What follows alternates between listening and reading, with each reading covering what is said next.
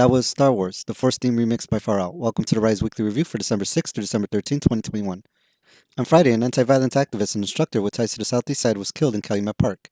34-year-old Quintin Martins had worked as a teacher assistant for a Southeast Side CPS school and an intervention coordinator for Thornton Fractional High School in Calumet City. Burnham Mathematics and Science Academy in Jeffrey Manor has a listing for Quintin Martins, although it is unclear if that was his last position. Martins was involved in organizing anti-violence efforts throughout the area and was involved in organizing peaceful protests in South Shore following the killing of George Floyd. Martins had lobbied for resources to be spent on anti-violence programs and policies. According to Martin, the protests had resulted from the system failing young people, and it was important to solve unrest through economic empowerment, including ensuring black ownership of property in neighborhoods like South Shore. Martins was found dead in his car in Calumet Park. According to the Cook County medical examiners, he died from multiple gunshot wounds and ruled his death a homicide. Anyone with information on Martin's death is asked to contact Calumet Park Police at 708-385-6862. A South Shore man was found dead on Sunday. Around 3:35 p.m., the 40-year-old man was found with multiple gunshot wounds in the gangway of a home on the 7500 block of South Yates. The man was pronounced dead on the scene.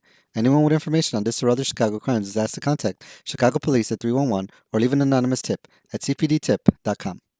An East Chicago man was shot by a police officer on Saturday.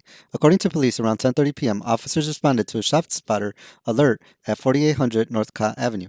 While on the scene, officers reported to have heard additional shots being fired. As they approached the area where the shots were being fired, they encountered two armed men. One of the men, identified as 39-year-old Clifton Jordan, was carrying a rifle. The other, identified as 34-year-old Justin Hammond of Chicago, had a gun.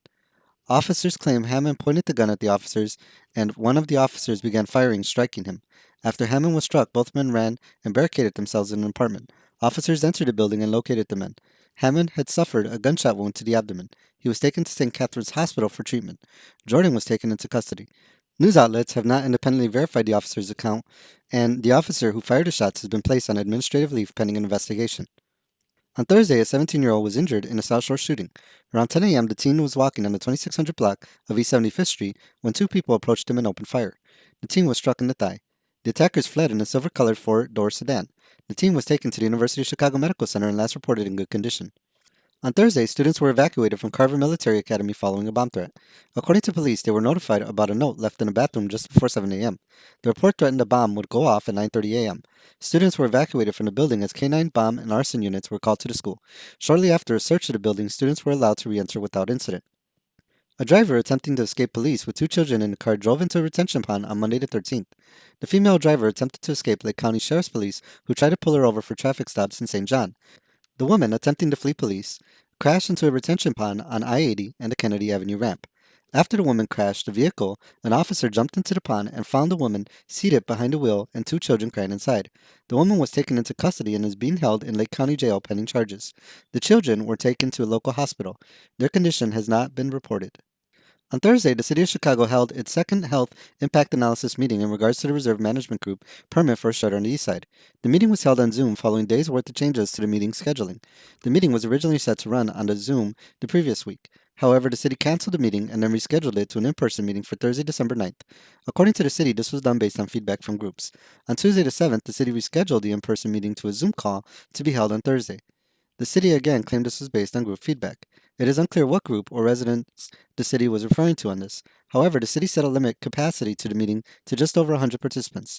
The city claimed this was to allow residents to participate in breakout sessions. During the meeting, residents were divided into different groups. According to the city, the groups were made up of people who responded that they resided in the 60617 area code. A separate group was held for journalists and organizers who were from outside the area.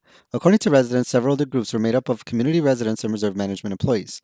As the group breakout sessions were not public, it was difficult to determine the actual makeup.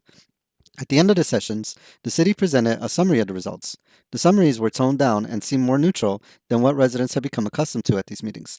Some summaries seemed more critical of activists, while others seemed to question the development. This left some residents claiming the city did not include their comments in the summaries. On Friday, city activists joined a group of Southeast Side activists in protesting the final permit being issued for Reserve Management Group's Southside Shredding Facility. Black Club Chicago reports that dozens of activists gathered at One Kill Park in Lincoln Park to call on the city to deny the permit.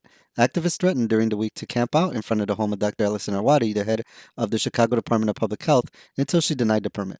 Following a rally at the park, the group marched to a home where they believed Dr. Awadi lived. Despite the rain, the group marched chanting, "What do we want? clean air, and shut it down. The four activists blocked the way to the home in the street. The activists stated they would not leave until Awadi denied the permit. According to reports, police arrived at the scene, escorting the four away from the home before ticketing them and letting them go. The protest ended without further incident. In response, Dr. Awadi tweeted, "We are listening carefully to the voices and concerns around the application process, as we have been for well over a year. We expect to make a decision by the end of January." And that ends our weekly review for December 6th to December 13th, 2021. Thank you for joining us for this week in review. Peace.